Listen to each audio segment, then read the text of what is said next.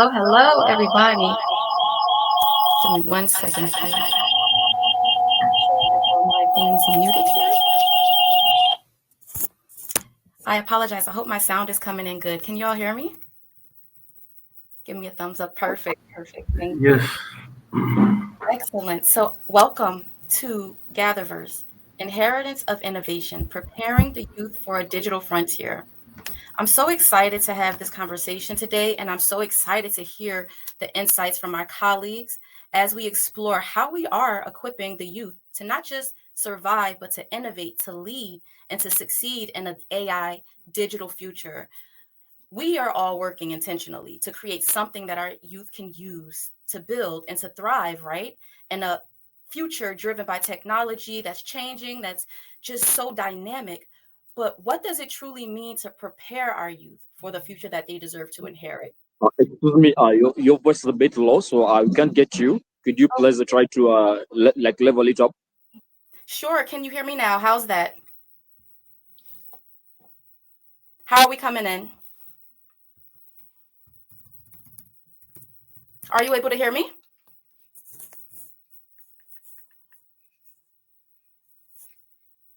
Are you hearing me? Yeah, we can hear you. We can hear you. Okay, perfect. Okay, well, let's get into the first set of questions here. Let me just make sure that I have the slides ready to go. And if you can see the first slide, confirm that with me, please. Yes, we can. Okay, sound is great. Let's just jump right into the question. So we're going to get into question one. I want to ask you, I'm going to hand this over to Victor. In the spirit of nurturing young and confident and capable leaders, what are your thoughts on how we can equip the youth, equip their minds to think critically, thinking skills that are needed for the digital age? How can we empower them to be builders and not just consumers of technology? What are your thoughts on that, Victor?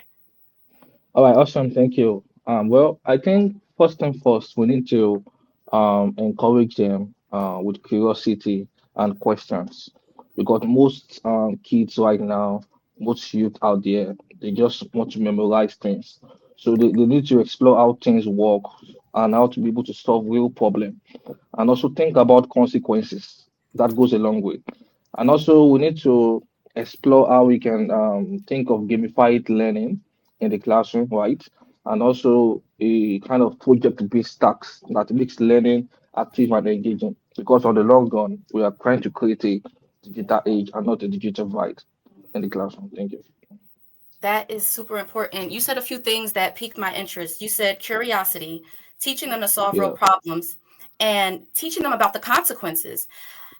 As somebody who's greatly benefited from online mentors, people who have taught me things, who've changed my life, who've given me character lessons, these people may never know my name, but I give so much honor to the digital spaces for creating these connections. These are mentors. These are people who have bridged the gaps between my potential and my power. So I want to hand this one over to Blessing. Blessing, what are your thoughts on the role of mentorship? Digital mentors who prepare our youth for emerging technologies, because I really like what you said, Victor, when you talked about teaching them about curiosity, teaching them about solving problems, and teaching them about consequences. What are your thoughts on our role as mentors in the digital spaces? Yeah, thank you very much. So I believe mentorship is critical to youth development in terms of providing insight and guidance. A lot of these young people tend to make a lot of mistakes because they don't have the requisite experience to do what they have to do. But as mentors provide actionable insight. They provide experience-driven insight on how to navigate their journey, how to avoid mistakes, and that makes their journey to be easier, unlike doing it themselves and making the mistakes and then learning from them. So in that sense, mentorship allows youth to quickly advance their career without necessarily making mistakes that will put them on a setback and affect their future. So mentorship is critical to youth development, uh, helping them realize their potential and achieving their dreams without making mistakes. Providing support, sometimes young people tend to get easily discouraged.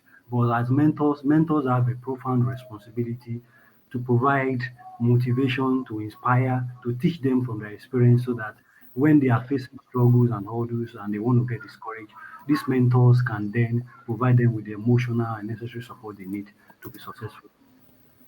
That's so excellent. And what I keep hearing is representation, right? So Yeah. motivation, inspiration. What happens when we, as mentors, as people with lived experiences, show up in these digital spaces with all of the wins, the failures, the highs, the lows? We've got all this wisdom. And in digital spaces, we're not just in front of a classroom hosting a quote unquote boring lecture. We're living out loud. We're using technology to create more vivid expressions of our life and of our work and of our professions and of how we are changing and impacting the world, right? So representation is always needed in every sphere, whether it be in person or in digital spaces. But what I think is so important and so amazing about learning, about teaching, is that in these digital spaces we can teach in a more dynamic way. We can be that representation that our youth may not see, and we can show them in a more live, in a more exciting, exuberant way that really gets them excited and inspired about what's possible for them, in addition to shortening learning curves and building their confidence, offering inside access to get to their goals quicker, to get to their destiny, to their future, to understand what's possible for them. So in that spirit, in that vein, I'm going to hand this one to Future. The traditional trajectory of classroom education is evolving. And I'm going to go ahead and switch this slide first. I want to know your thoughts on how we can connect traditional education with the skills required for the future job market. As you think about that question, I just want to add that I am somebody who struggled in the traditional classroom. And I wonder if I had the access to the digital age that the children do now, if that would have somehow helped me to perform better, if that would have helped me learn easier, if I had an AI powered tutor or systems that just resonated with my learning style, I wonder if I would have been able to achieve excellence in a more streamlined way. However, I want to know your thoughts on that. Future. How can we connect the traditional education with the skills required for the future job market? Tell me what you're thinking.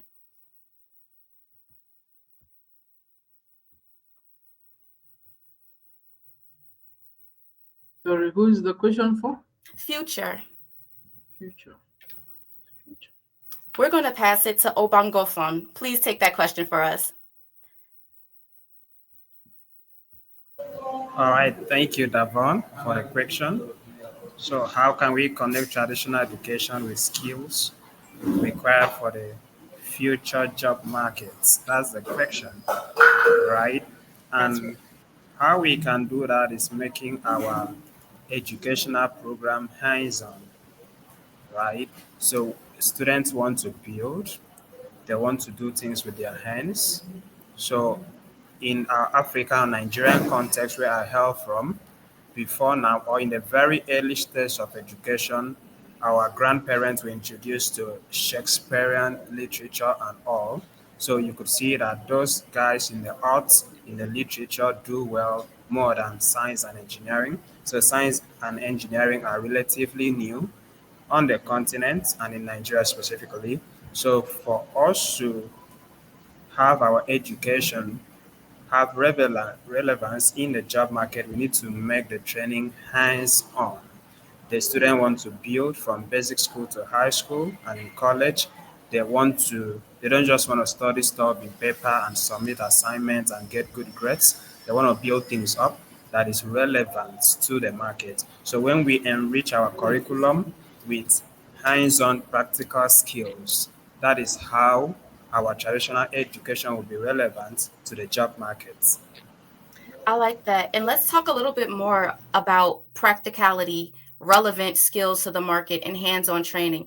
Gabriel, I want to know some of your thoughts on what are some practical skills, industries, what are some things that we should start teaching our students to want to gravitate towards as it pertains to securing their success professionally in a digital age. I just want to know what your thoughts are on that, Gabriel.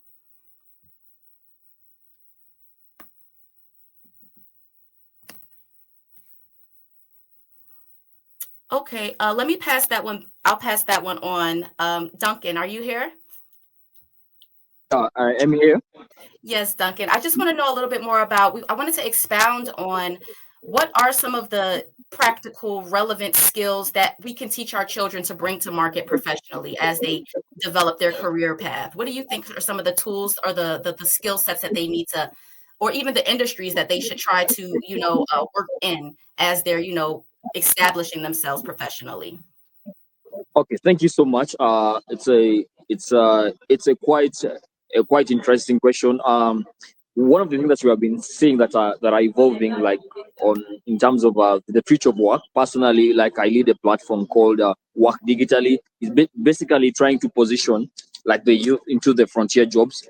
We are seeing that according to the prediction that were made by Noah Harari, and on how AI is going to evolve from the technological perspective, emotional perspective, and also societal impact. So we have realized that there is a need for now youth to focus on in a definite skill set that is needed. Number one, emotional intelligence, because there are some things that AI can do, but there are some things that AI can not do. For example, how to reason like human at an emotional level. So basically, this is going to be one of the skills that is needed in crafting highly sensitive agentic AI systems, all highly drafting a very, very compelling proposals, or whether coming up with nice art, or whether coming up with a nice solution. So that's going to be number one. Then another concept that has been striking out in the education space is called AI thinking. As we are presenting AI systems in our classrooms,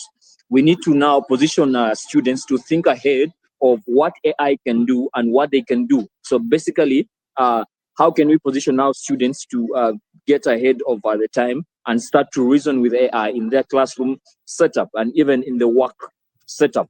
For example, let's say you are coming up with now a new business idea. How do you be at the frontier of focusing on what AI can do, and then you focus on what AI cannot do? So it's a new concept that is needed in the AI space.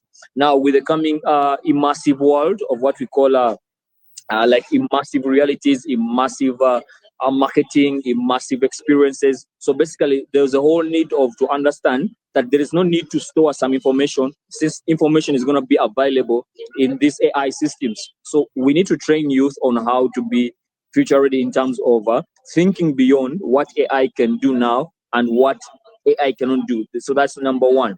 Then another skill that is really needed to position our youth for the next frontier is being able to understand that actually AI is not just like a replacing tool. It's just a tool that is going to work with us. They need to have that mindset. They need to have that clear thought pathway that this is a technology. Literally, from the ages, technology has been evolving from the first industrial age now to the fourth industrial age. Literally, we are going into the economy of bits. So how do we now position our youth to be able to leverage what I call information mining? So there is a whole need of the youth now to get into a whole conversation of what we call information mining, because AI systems need data, need frontier stories to base on to be able to come up with new ideas. So basically, the greatest work that humans are going now to focus on to is storytelling and mining new knowledge. So basically, AI has a limit of its knowledge gap. The knowledge gap, it only knows what we have given it. So we need now to get this AI system, start to train its new knowledge, and it's going to be a biggest asset for people who are building the next businesses. Next businesses need to be knowledge miners, need to be able to craft new insights, or what we call information that is is not within the epistemical, like the epistemic challenges of the AI systems, to be able to function better, give real world solution systems. So that's another thing. Then the last one that I will strongly emphasize on, as the youth are positioning themselves, they need to understand that now things have been been shaped out very well. People need to focus domain specific, and they also need to understand how do I use the leverage of the entire domain to be able to come up with solutions that are within the lack of the domain. This approach of, let's say, if I'm a medical student and I only focus on the heart surgery, is gonna stop. Literally, because of the AI system has the capability to store the information of a heart surgery, has the information to store like the information of a pharmacist, has the information to store like the information of the entire medical field. So we won't have in the future, like we don't need to have just only a surgeon. So there's gonna need to be actually what I call like. I think we lost Duncan, but I like the things he was saying. And what I want to do is I want to pass this next question to Osoro. Our youth are more than capable of achieving greatness. We are the movement of movements. We are the ones who define culture. We are the people with the brilliance. We have the creativity, the strategy. We have all of the goods, right? But when it comes to access and equity and ownership, these are the plagues that run rampant through our communities. And my question to you, Osoro, what are your thoughts on the steps that we can take so that AI and automation don't widen the already wide economic disparities for our youth globally? What are your thoughts on that? Thank you very much. So I think it is important to continually empower people, and especially the youth in this case, to own their voice. And with their voice, know that now, because of AI and the fact that the world is a global community, it's easier to work with different people. For example, I'm in Kenya, I will work with Obogon Phone and we'll do something amazing. And it because of my voice, which is unique, and the personal touch to the things that I bring to the table that is unique for me, it does not mean that I have to have the resources to do this. I don't have to have the money. I don't have to have that. I just have to have, like Duncan was saying, that have don't narrow down 100%, but focus on the domain that you're in and blow it up. So just work with different people. It is easier now because of AI. I can ask a question and I can reach out maybe on LinkedIn or somewhere else, and through AI it's easy for me to answer. And because of the learning of the machine and all that, it allows me to reason with it. I will position myself as reason, ask AI to reason as a Kenyan or maybe a Nigerian or maybe someone in the Americas, all around. So it is. Oh, I would insist on them owning their voice, teaching them how to own their voice, and going for it. That's it. That's incredible. And something you said, resource sharing. I never thought about it like that. That is what we do. When you are not given equal access to resources, information, knowledge, or whatever it is, you learn to become innovative. You build communities to help support one another in those deficiencies. So I really love that concept of resource sharing. And I want to hand this next question over to James. In that stream of thought, how can we, let me go ahead and click onto this next slide so you can see the question. How can we, James, help young people who are in underserved communities with limited access to resources? How can we help them to successfully participate in digital advancements? And if you can keep that resource sharing in mind, I would like to hear your thoughts on that as well. Well, thank you very much for that relevant question. You see, talking from an African perspective, African is one of the members of the global south countries where AI development is not as rapid as advanced countries like Europe and America.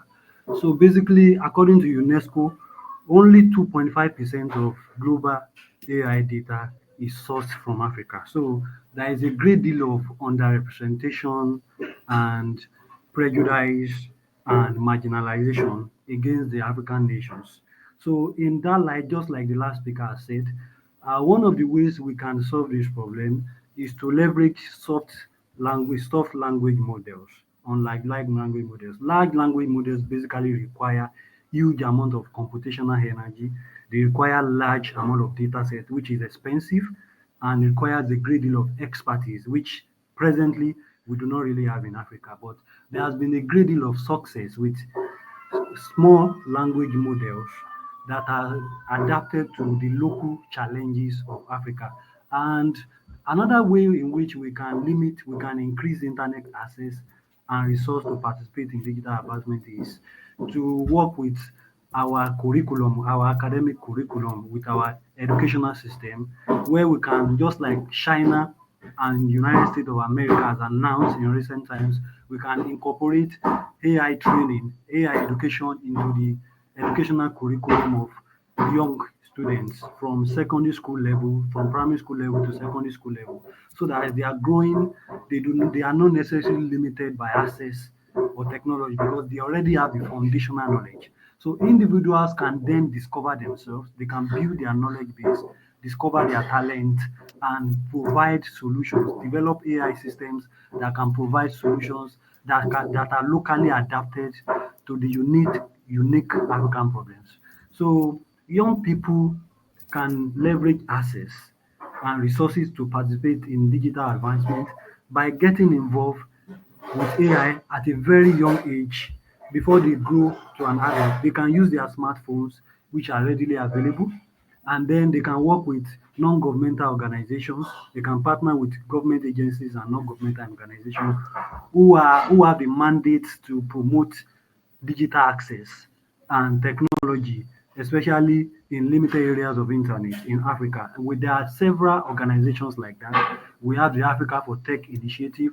We have many of them in different African countries. So one of the areas where we can increase the access is partnership from these educational institutions like the primary school and nursery schools in this local environment. They can partner with these NGOs and provide internet access and teach them technology and artificial intelligence at their tender age, so that when they grow matured into secondary and tertiary education, they can discover themselves, they can build themselves, they can leverage the foundational knowledge they have had to develop AI systems that can provide value and solve problems.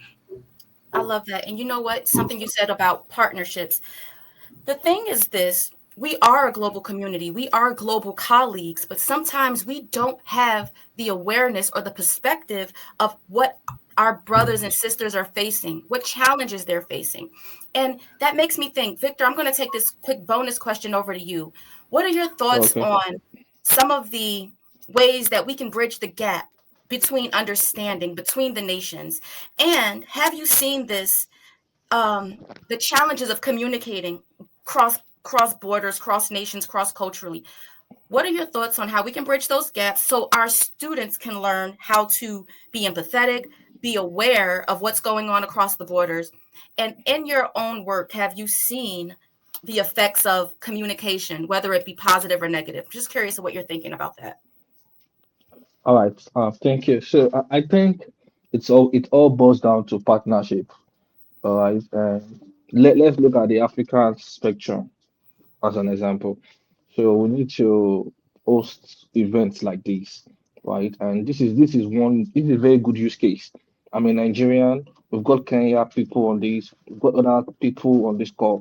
This is how we can share information, share data, look at the problem we're facing in the AI space, in the youth ecosystem in Nigeria, and try to correspond it with what is going on in Kenya. And we can also host I'd say intra hackathons, right? Just to connect the youths in Africa, in Nigeria, the youths in Kenya, in Nigeria, in Tanzania, in Rwanda together, host innovation hubs, let them share ideas, brainstorming sessions. So once we start to create things like this, it solves a big chunk of the problem. And I would also like to talk about the access issue, right? So there are a lot of places, right, marginalized places that they don't have internet access. So we must also find a way where we can communicate better to them, because on the long run, it's not just about tech; it's about trust, information they can trust, data they can rely on. So that's just my commitment to that. Perfect, because you said trust, and that's going to bring us to our next question. I'm going to hand this one over to Obongofon.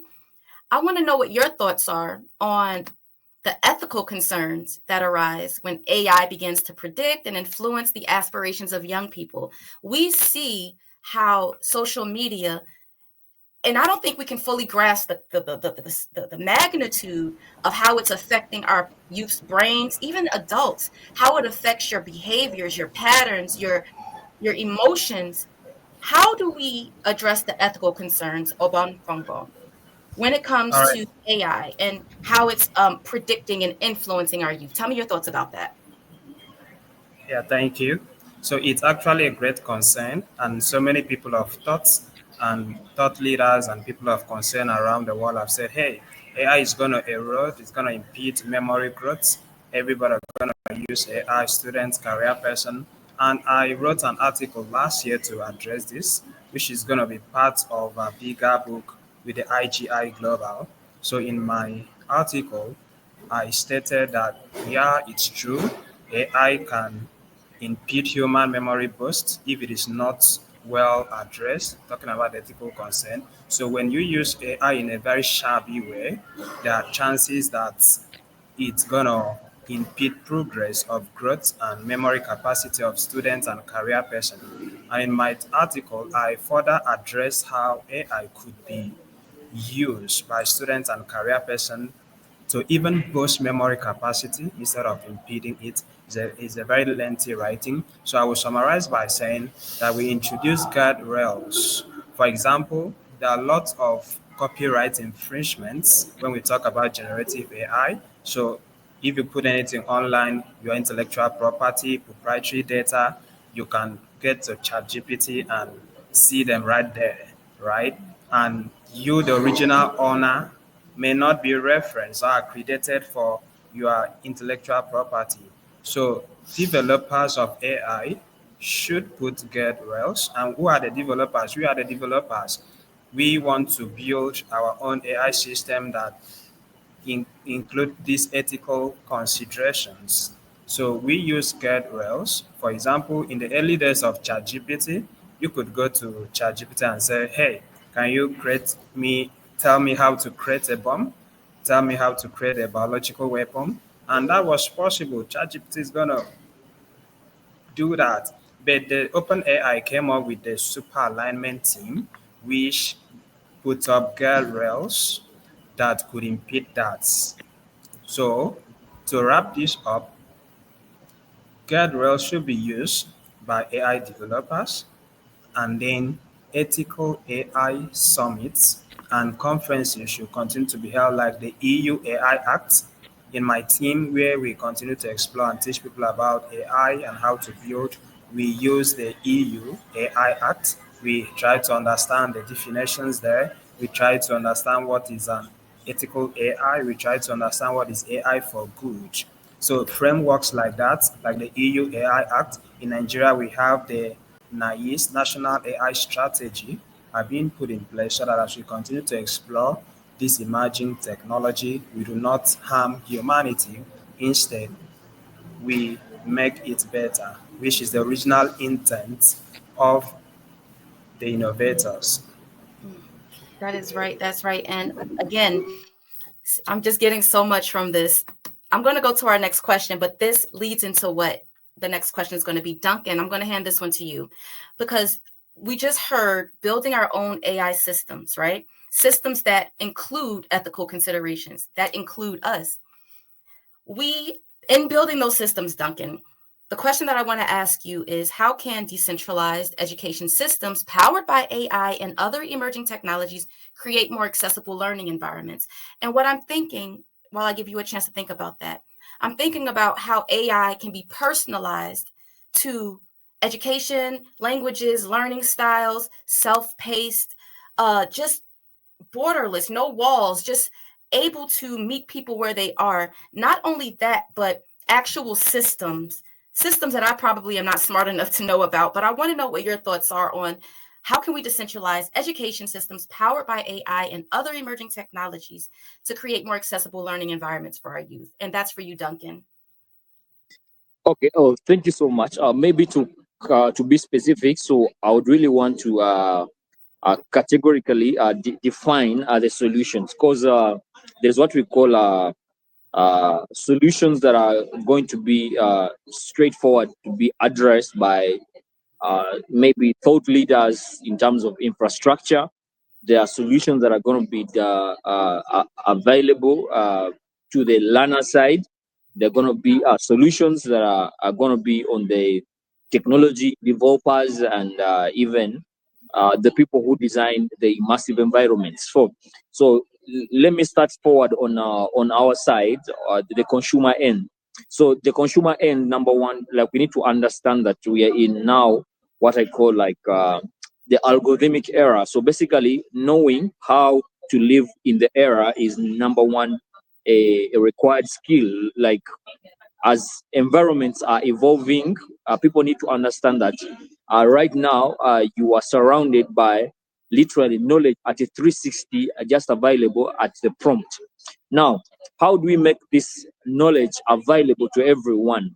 I think, like you have said, more personalized AI assistant systems. For example, if let's say by my domain, let's say I'm a technology expert, right now I'm already seeing my Google, like the AI system in my Google search. It only gives me information that is relevant to sustainability conversation, that is relevant to AI or like emerging technologies. So literally having more of these personalized knowledge systems is going to be challenging. But the challenges with this system is because they are unidirectional and they are limited in how knowledge is being accessed. You find that we'll have less of creativity. So how would we then buffer these systems that are getting more acquainted about my digital, what I call my digital twin?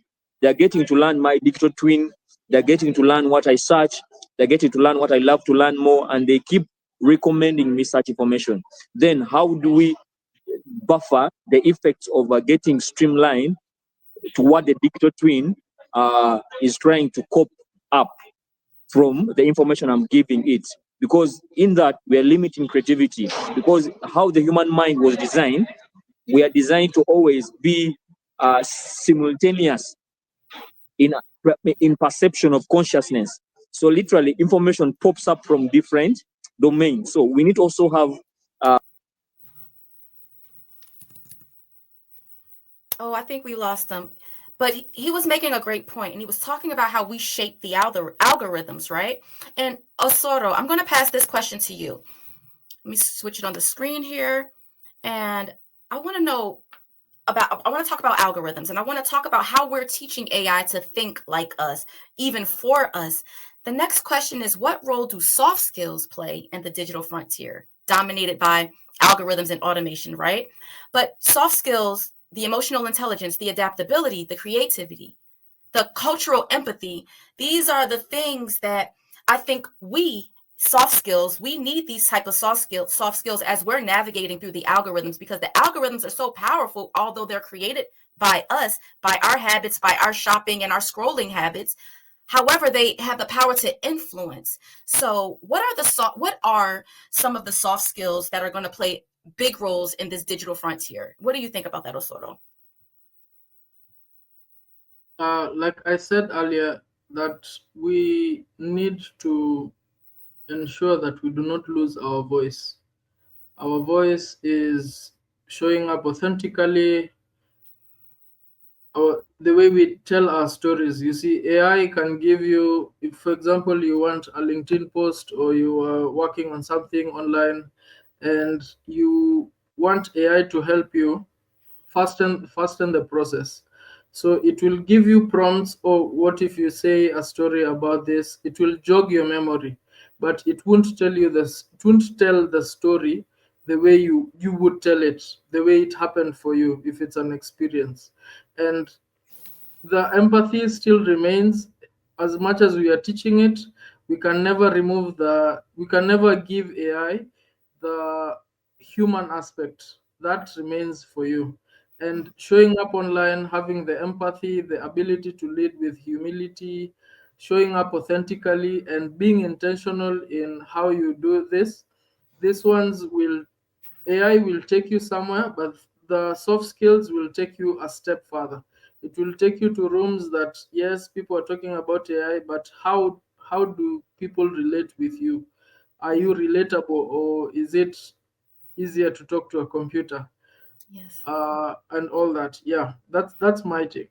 Yes, because AI, the digital spaces create the opportunity for the in-person interaction, for uh, the actual projects, the work to be done. So I wanted to kind of expound on that just a little bit with I'm so sorry, Obangon Fawn. I saw that you wrote that AI behaves like its creator related to soft skills. Tell me what your thoughts are on that question, on the roles that soft skills are going All to play right. in the digital Yeah. frontier.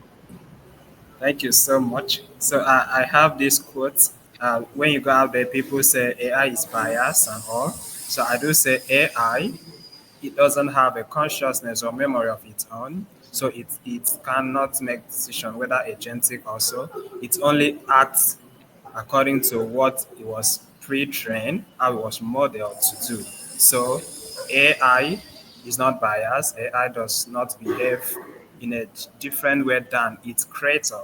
So we used to do this experiment on our team. You go to ChatGPT, the image generator model, and say, hey, generate me the image of a boy in a classroom and all. So you're going to see a white boy 100% of the time. Why? Because that was what it was trained to know, that this is a boy, right? So those are biases, which is as a result of its creators. So we on the African continent, we the black people need to also train our own, or the creators need to bring into their training data that when you say a boy, it could be a fair, a dark, a colored boy, and all. So that is just an instance to show that where our soft skill. So AI is gonna behave like its innovators, like its creators. So that is why we as humans must work on our soft skills. We must work to improve ourselves. So when we build, what we're gonna build is after our own kind. So humans are creating AI after their kind, after their soft skill, after their beliefs and all. So Yes. we must improve our soft skill so AI will be better when we talk about ethical AI. And I keep hearing the same themes arise, that we have to catch up. We have to build our own systems. We have to build spaces that actually reflect us, but then we have to do it with a sense of, just again, compassion, awareness, because even though we all share the same, we may share similarities, but our experiences can be vastly different. We can even come from the same neighborhood and have vastly different biases and perceptions of things. So having these conversations are so important when it comes to how do we build systems that actually work for us. And I'm going to take this to the next question. This segues into, and James, I'm going to hand this one over to you. When it comes to owning and managing, monetizing digital data, digital spaces, the next question is around policies. What policies, James, should be in place to protect young people's data and in their sovereignty in this increasingly AI driven world? What do you think about that? Yeah, thank you very much. As an AI, this is my niche, and I think every nation of the world must have its own policies adapted to the intricacies of its own country, because people have different background, people have different values, people have different culture. Some people are from Asia, Africa, Europe. We have different history and we have different values and culture and tradition. So this tradition, culture, and values should influence the kind of policy framework that will guide the use, development, and deployment of AI system. In Nigeria, we have the National Data Protection Regulation, the NDPR. In Europe, they have the General Data Protection Regulation, and there are other similar policies across the continent. We have the National AI Strategy in Nigeria, NICE. So basically, young people must understand that there are limits to the use of AI. For example, some time ago, one of my mentees came to me that she had a kid in the school that was given an assignment to write an essay. So she came to me that I should help her to develop a prompt that will help her elicit the essay from the AI system. And I told her, look, if I give you this prompt and you use the AI to write the essay, the essence of the assignment has been defeated. So in that essence, we must draft policies that encourage ethical, responsible use of AI system rather than abuse, because AI in its essence is meant to be like an intelligent assistant. It's not meant to replace you, it's not meant to undermine your creativity, it's meant to expose your creativity, to elevate your creativity. It's meant to help you to achieve problem solving skills that you were not able to achieve before. It's meant to help you simplify your taxes, to make your tasks more efficient, more faster, and more productive. So if we do not provide if we not provide protection, regulatory protection to these young people, rather than helping them to unlock their creativity, their innovative ideas, we will end up undermining their creativity because everything they want to do, they won't be able to do it independently without using the AI system. So in that essence, one of the major policy that should be incorporated is the educational curriculum where teachers are teaching students on how to use AI system. They must be taught in a way that they can only use AI system to assist themselves, not to rely on it fully, not to become lazy, not to become intellectually indolent. They must use it in such a way that it only helps to unlock their creativity. It only helps to simplify their taxes rather than undermining their mind. So there are already policies in Nigeria and in other European countries in this regard, but we must do more. We must create more awareness. We must let people know that it is not enough to have an AI system. It is very important to use it ethically, responsibly, and professionally so that we can achieve maximum efficiency without hurting the natural talents of humanity. Thank you. Right. That's great. And Victor, I want to take this one over to you. I want you to expound on that a little bit. What are your thoughts on privacy, protecting our youth privacy? What are some of the safeguards that should be put in place? What are your thoughts on that? All right, so as far as data is concerned and youth kids data now, I think they should be handled like gold and diamond, like I said. Because this on the long run, these are kids and data is really important. And also there should be strict laws on consent. Okay, what are they using the AI for? Who has access to this data? Transparencies and the data usage as well. And also I think youth should be taught their digital rights because on the long run, when they understand what privacy is, they can know that okay, yeah, it's as important as knowing maths today. So do a recap, there should be laws for consent, who is using the data, what are they being used for, laws on transparency, and also they should be taught that digital rights. That's right. And I like that because data privacy should be a part of the curriculum, as many other topics that are relevant to just safety and awareness.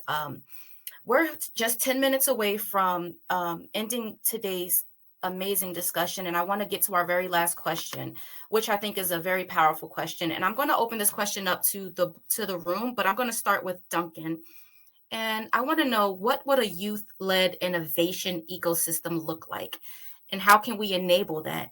So what does that mean as far as funding, support? What does that look like, Duncan? A youth-led innovation ecosystem. Tell me your thoughts on that.